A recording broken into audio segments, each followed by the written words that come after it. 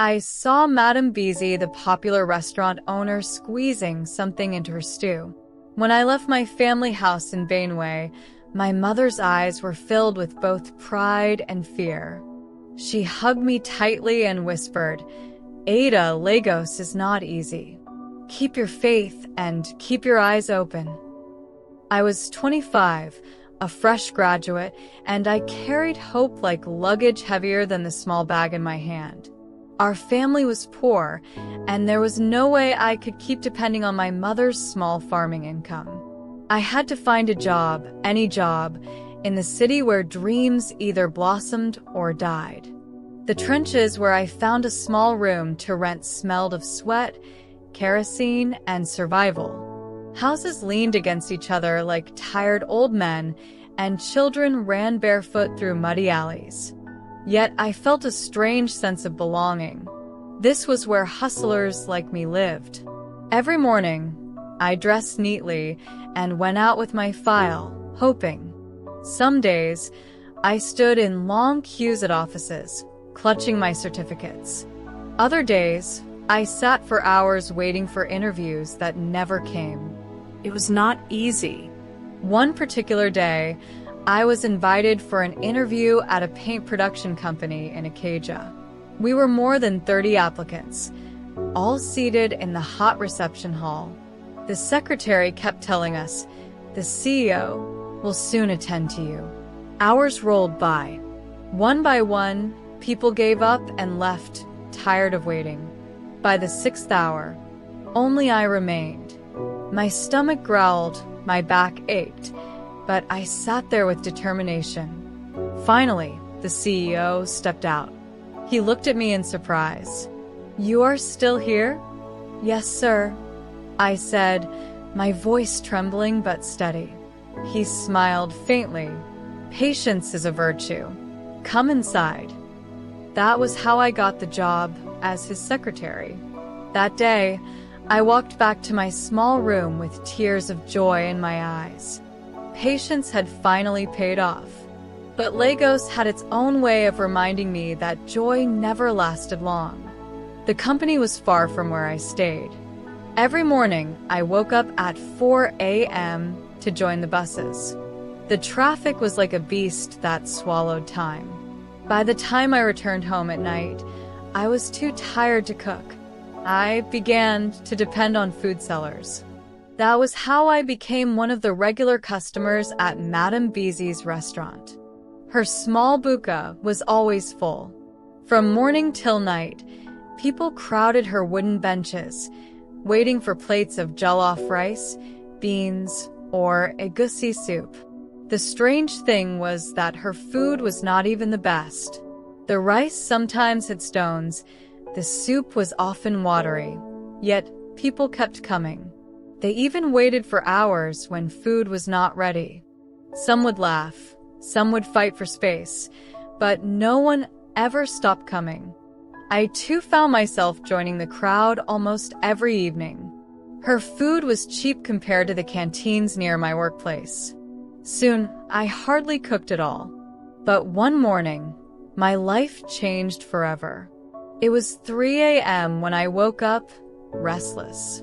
I had unfinished office work to complete before the CEO arrived. I decided to leave the house early. As I walked down the quiet street, I noticed Madam Bisi's restaurant lights were on. My stomach reminded me that I would need food at work. I thought maybe I could buy something that early. I walked closer. The door was slightly open. Perhaps she was preparing food ahead of time. Out of curiosity, I stepped inside. What I saw froze my feet to the ground. Madam Bisi stood before a huge pot of stew, her back slightly bent. In her hands were pieces of dirty underwear. My eyes widened as she squeezed them hard, letting the liquid drip into the bubbling stew. She did it slowly, as if it was the most natural thing in the world. My throat burned. The word escaped before I could stop it. "Jesus." She turned sharply. Our eyes met. Shock crossed her face, then fear, then desperation. "Ada," her voice shook. Please don't shout. Don't tell anyone. Let me explain. I could not hear her. My heart pounded like a drum.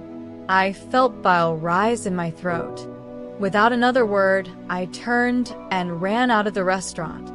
At the office, I tried to bury myself in work, but my mind replayed the scene again and again. Each time, my stomach churned. Madam Bisi's begging voice echoed in my ears. I couldn't eat. I couldn't concentrate. The secret was too heavy to carry. By the time I closed from work, I had made a decision. I could not keep quiet. People deserved to know what they were eating. When I reached her restaurant, the crowd was as usual, noisy, hungry, fighting for space. Madam Bisi herself was smiling as she served steaming plates of rice and soup. I pushed my way to the front. My voice shook, but I raised it high. Everybody listen. Don't eat here. I saw Madam Bisi squeezing her dirty underwear into her stew this morning. The crowd went silent for a moment, eyes turning toward me. Then laughter broke out. One man shouted, see this girl?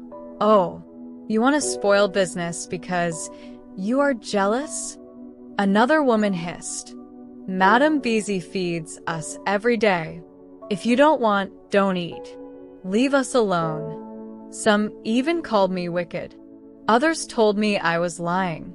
Madam Bisi herself came forward, tears in her eyes, her voice trembling like a saint unjustly accused. Ada, why? What have I done to you? You are like my daughter. Why are you saying this against me?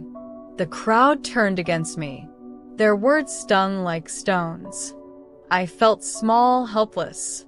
I wanted to scream louder, to shake them awake, but I saw it was useless. In that moment, I realized something about Lagos. People would rather eat lies than face uncomfortable truths. I walked away slowly, my chest heavy. Back in my room, I wept. I wept for myself, for the crowd that refused to listen, for the secret that would rot inside me. But I also made a vow. I would never buy food from Madam Bisi again, or from any restaurant. If I had to wake earlier, if I had to cook with my tired hands after work, so be it. My life was worth more than convenience.